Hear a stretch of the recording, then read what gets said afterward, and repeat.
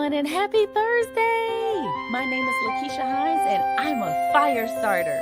My new show, The Fire Starter Show, airs every Thursday night live at 7 p.m. on Facebook and on my YouTube channel. Words cannot begin to express how excited I am or how much I'm looking forward to sparking up a conversation with you. Speaking of spark, let me tell you what it stands for. Sex, parenting, arts, relationship, and kingdom. This show will motivate, inspire, and excite all those seeking to enhance their lives. Not only will I ignite the fire, I'll help you keep the flame. See you tonight.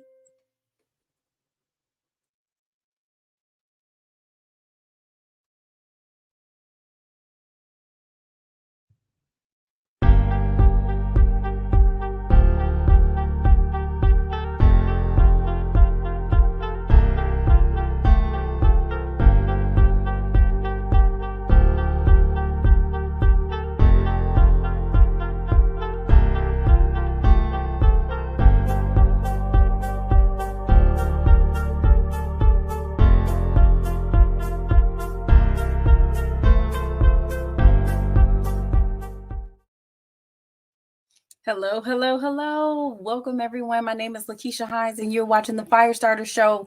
I'm so happy to be here with you all. Please let me know who you are and where you're streaming from so I can shout you out. Tonight is going to be a good one. It's going to be a good one because you know what? One of the things that we all struggle with is change. And the one thing that is constant, the one thing that is consistent is change. And so tonight we'll be talking about how to navigate through some of those changes together as couples because, you know, it's not always an easy thing to do. So we'll talk about how to navigate and work through those changes that come in life. Okay. So if you have questions, please feel free to drop them in the chat. I will answer your questions. You know, I love when we're interactive and when I can respond to your questions and comments. So please, please, please feel free to do so. Feel free to drop your comments and your questions in the chat. And like I said, I will be happy to answer them for you. All right. So let's dive right in. How do you feel about change? Do you have a tendency to embrace new challenges and experience with confidence and enthusiasm? Or are you one who just really likes routine? Do you feel most comfortable with the familiar and kind of knowing what to expect, knowing what comes next? I think this all starts with knowing your personality, knowing what type of person you are, if you actually embrace that change, or if you run away and shy away from change. So, whichever category you fall into, the one that's excited and confident and enthusiastic about change, or the one who is like, no, I prefer routine, please and thank you, change is inevitable. How we respond to change makes all the difference. You know, the ones who kind of run away from change, they might have practice and being intentional about how they manage transitions because they're trying to prepare themselves. But even those people who are excited about change, they have to learn to take the necessary considerations so that not only will they be in a good headspace and have good energy and a good mindset and attitude with the change, but also that the change is a valuable lesson. So, being married for over 10 years now, changes and transitions bring an added layer of complexity. And it doesn't matter if you're married or not, but when you are married, you're not only managing two different thresholds for change, but you're also juggling the changes that you go through as an individual, changes in your relationship, and then how all of those factors affect your relationship. It's a lot to manage, right? One of the best things you can do throughout all of it is to keep communicating. So, tonight we'll talk about three different conversations that will actually help you grow together and stay connected through those changes. The very first thing, number one, you have to get prepared. You must get prepared. Okay, Lakeisha, how do we prepare? How do we prepare? Well, there are multiple things that you can do.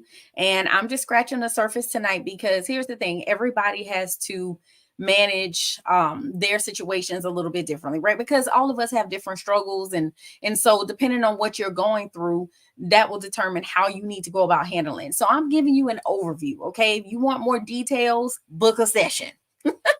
All right. So this is the one thing we do know. We can't always prepare for changes and transitions. And a lot of times the biggest transitions and changes are the ones that are unexpected, which makes it really difficult to plan and prepare. But if you know what's coming, then you can take an opportunity to get on the same page ahead of time. So some of the questions you might ask yourself is, what are your emotions leading up to the transition? What are you worried about? What are you nervous about? Or what are you anxious about? And then on the positive side, what are you excited about? What opportunities will actually come with the change? And then if you're in a relationship with someone, we're specifically talking about a marital relationship, or romantic relationship, or whatever. What expectations do you have for each other? And it's good to have expectations, but are these expectations realistic? So what expectations do you have, and are they realistic expectations? And what new ways do you think you'll need your partner's support? This is the big one, because a lot of times I think we assume that the other person just automatically knows what we expect from them, what we need from them, what we want from them. We may automatically assume that support to us looks the same way for them, and that's not the case. And so the way that I want to be supported may not necessarily be the way that my husband wants to be supported. So he needs to know my definition of support, and I need to know his as well. What do you each envision as the ideal end state? What's the end result out of all of this? All right. So we're checking our emotions, we're checking our expectations, we're checking our support, what that looks like, and we're also checking the end state and what we think this should all look like. So this is how you get prepared. Okay. This is how you get prepared. And then, if you have any challenges with getting prepared, you have apprehensions or whatever, this is one of those things where you reach out for support. You reach out for support. I want to shout out my baby daddy, my boo thing, my boyfriend, my husband. Hello, DeAndre, and hey, Auntie Hattie. I want to say thank you so much for watching and supporting. I appreciate that. And I know there are others that are watching. You just haven't told me who you are. So I will just say thank you anonymously for watching this evening. All right. So the next thing you want to do after getting prepared, you want to check in. You want to check in. There are a lot of changes that are fluid, right? With no concrete start or end point. So you want to be checking in with each other consistently. And the reason why you want to do that is because it's a chance to acknowledge feelings, to make any adjustments, like I like to say, course correct, and also recalibrate yourselves. And you're doing it as a team. So the checking in might include questions like, how are things going? How are you feeling? What do you feel good about? And what are the sources of stress or conflict? Again, I think this is a really powerful one. And this is a big one, because the things that are stressing your spouse out, you need to know so you can assist with those things that are stressing them out. If you are the cause of the stress, then you need to course correct. And if you're not the cause of the stress, then you can just come alongside and support. Again, that goes back to, what does support look, feel, and sound like to each one of you? Another question you want to ask is, have you been meeting each other's expectations? Do you need to make any adjustments in this area? And have there been any surprises? Is there anything that has caught you off guard or blindsided you? I know a lot of people get triggered a lot of times by being caught off guard and surprises. Some people love surprises, some people hate them. So you need to know who you're with and what they like.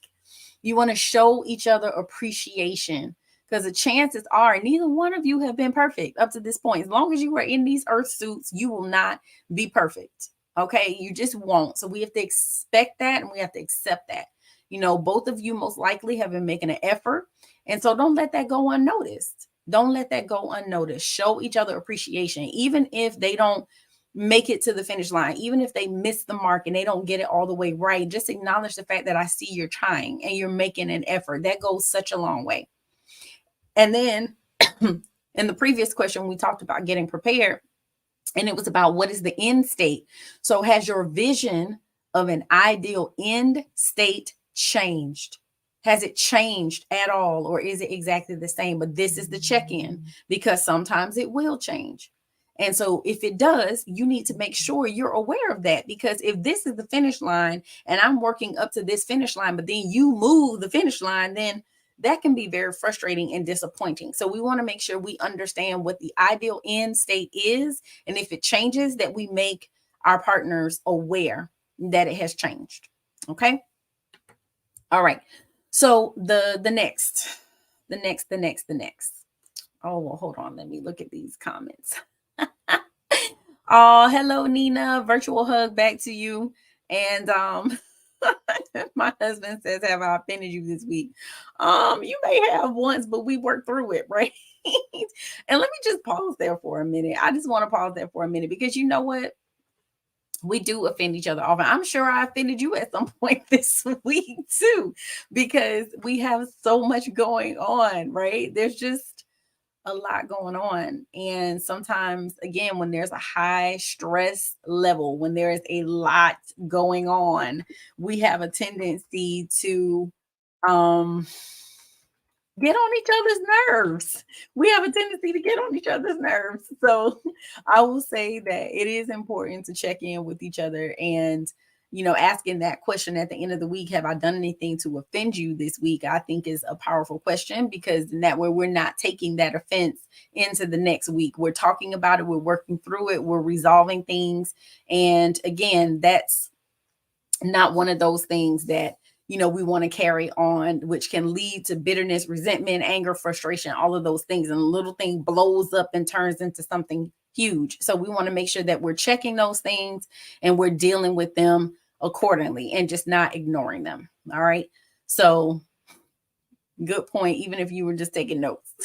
So the third thing, take stock. Take stock and take pride. When you find yourself at a point where things are starting to feel a little bit more normal and they're less chaotic, that is the perfect time to not only assess where you are, where you've landed, but to take pride in making it through whatever situation that change, whatever transition was going through that may have challenged you as individuals and as a couple.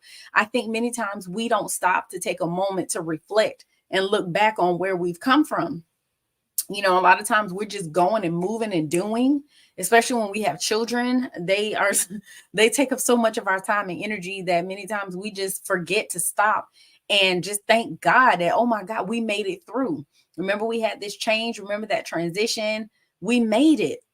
And while we still may have challenges, we are not where we were. And we have to take a moment to celebrate that and appreciate that. So sometimes my sister gave me a virtual hug. Sometimes we have to give each other a high five and a hug. Okay, things might not be perfect, but maintaining a strong connection through the uncertainty, through the transition, through the challenge, that's an accomplishment. And we need to celebrate that. I take all wins. Every win is a win, no matter how big or small. If you have to think about your relationship before the transition, in what ways has it changed? How are you stronger as a couple? And how are you stronger as an individual? Because sometimes, specifically, whatever the change or transition was, it may have been something that happened specifically to one of you. But if one of you grows, guess what? We as a team, we grow, because when you win, I win, we win, right? So maybe it was something that you became stronger as an individual, but that's only going to influence the marriage and the relationship in a positive way. Have you learned anything new about each other? In what ways did you and your partner step up for one another? How did you have each other's back? How did you show up for each other? And take pride in that and celebrate that and appreciate that. So, again, there's so many types of changes and transitions that we experience in life. It could be a shift in your lifestyle, your stage of life. It could be starting a new career, living arrangements, facing a new reality in your day-to-day life. We just know that there are always things that are going to be coming at us. And it's funny because this group that I'm in right now, one of the wives, she said, I just feel like I'm always waiting for the other shoe to drop. I'm always holding my breath and waiting for the other shoe to drop. There's always going to be a shoe to drop. And so you just have to prepare yourself as much as possible for that. And if you have the pleasure of being in a committed relationship with someone, you should have someone that will be there with you through those challenges. We have to prioritize communication throughout the journey, and then you'll stay connected and you'll grow together instead of drifting apart. So remember, you want to get prepared as much as possible. Check your emotions, your expectations, talk about the level of support you need and how you envision the end, right? The end state. You want to check in. How are things going? How are you feeling? What do you feel good about? What are you stressed about? How can I better meet your expectations? Do you need me to adjust anything? Show appreciation. And if your ideal end stage changed, let your partner know. Take pride in the accomplishments and in the successes, and make sure that you're continuing to show up for each other as the best version of yourselves. You know, when we're talking about being in a relationship, the relationship is as strong as the weakest link. So I don't know about you. I'm a little competitive in some ways. Like, I can't be the weakest link. So I'm working to be the best version of me so that I'm not the weakest link, so that I'm not holding us back, that whatever I'm doing, I'm propelling us forward. So I hope that you all got something out of this tonight. I hope that you are encouraged and empowered and strengthened to be able to continue to grow together through the change. Because as I said, the one thing that is constant is change. So please make sure that you are growing together through the changes versus drifting apart. I want to invite you all to attend a very special date night, a very special event that is coming up on October 7th. It is the Phoenix Awards Gala. And this is for all couples who believe in the power of love and the resilience of marriage. It will be Saturday, October 7th in Alpharetta, Georgia. You will not want to miss this dinner, dance, and live music. So much more. A portion of the proceeds will be donated toward our nonprofit organization support for caregivers. So I hope to see your face in the place. If you have any questions, please just reach out. If you are in need of any type of services for your relationship or you as an individual, please do not hesitate to schedule a heat call today. You can call or text 727-213-8247. Again, 727-213-8247. Please be sure to like, share, and subscribe the Firestarter Coaching Services channel. I want to thank you all for being here, and I hope you have a wonderful evening. I will see you here same time, same place next week. You guys enjoy. Take care. Be blessed. Have a good night.